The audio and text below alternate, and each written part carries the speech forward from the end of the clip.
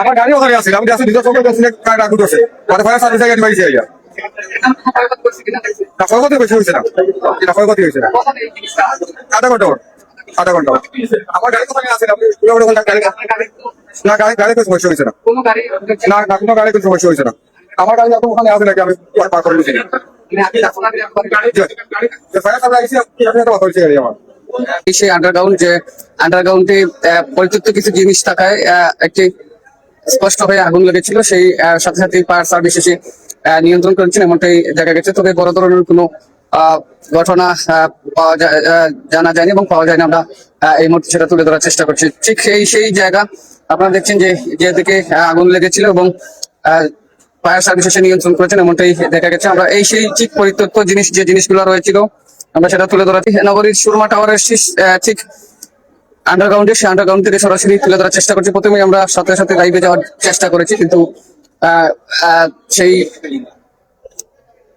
Network বিষয়টা হওয়ার কারণে সেই বিল্ডিং থেকে সেই জায়গা একটুটা যদি বলে কিছু হয়েছে কিনা বা কোন সমস্যা এটা লাগছে আনুমানিক 10টার দিকে লাগছে, মানে কোনো ক্ষয়ক্ষতি হয় নাই, ঠিক আছে, সব কন্ট্রোলের ভিতরে আছে।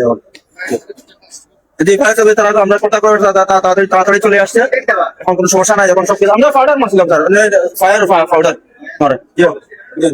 প্রিয় দর্শক, এখানে আপনারা জানেন যে অনেকের গাড়িও রাখা হয় সেই আন্ডারগ্রাউন্ডে, কিন্তু সেই গাড়িগুলো শুরু হয়েছে তখন সাথে সাথে ফায়ার সার্ভিস আসার পরেও কিন্তু গাড়িগুলো বের করে দেন এবং কয়েকটি গাড়ি রয়েছে, কোনো গাড়ির কোনো ক্ষয়ক্ষতি হয়নি এমনটাই দেখা যাচ্ছে। আপনারা ঠিক দেখছেন যে বাল্লুক এবং পাউডার মেরেই কিন্তু আগুনটা নিয়ন্ত্রণ করেছেন ফায়ার সার্ভিস এমনটাই দেখা গেছে। এই মুহূর্তে রয়েছে সেই নগরীর যে সুরমা টাওয়ার, সেই সুরমা টাওয়ারের আন্ডারগ্রাউন্ড থেকে তুলে ধরার চেষ্টা করছি। সবাই যুক্ত থাকুন। আমি আপনারা দেখছেন, আমি যখন বলছি আপনার আগুন লাগছে, আমি তোর বাড়ি আইছি, আবার একদম আগে আমার গাড়িটা দেখছি, গাড়ি ঠিক আছে। আলহামদুলিল্লাহ ফায়ার সার্ভিস সময় মতো আমার কারণে অনেক বড় ঝুঁকি থেকে বাঁচা গেছে। আমার বাসা আপনার সামনে, আমার গাড়ি প্রত্যেকটা নদী গেলাই, আমি আপনার করিমুল্লাহ ব্যবসায়ী।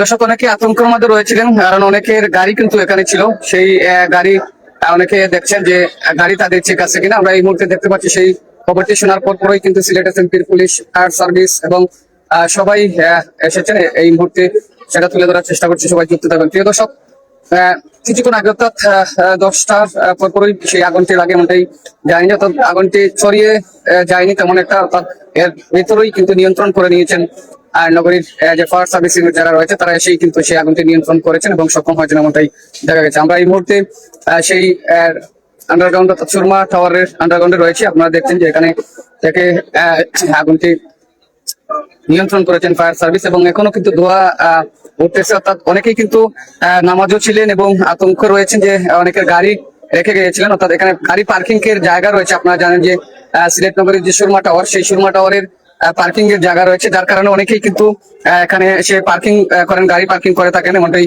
দেখা গেছে। তবে এখন পর্যন্ত কোনো গাড়ি বা কোনো আগুনের কোনো ক্ষয়ক্ষতি সেটা দেখা যায়নি। তবে আতঙ্কের মধ্যে রয়েছেন মানুষ এবং যারা গাড়ি রেখে গিয়েছিলেন তারা কিন্তু সবাই সেই আগুনটি লাগার খবরটা শুনে সাথে সাথে সবাই চলে আসছেন। এই মুহূর্তে আমরা সেখান থেকে তুলে ধরার চেষ্টা করছি। সবাই যুক্ত থাকবেন। আগুন তো একটু আগে লেগেছিল, আমরা হঠাৎ এসে দেখি এইখানে ফায়ার সার্ভিস টিম যারা আসছিল তারা কিন্তু এই আগুনকে নিয়ন্ত্রণে নিয়ে আসে।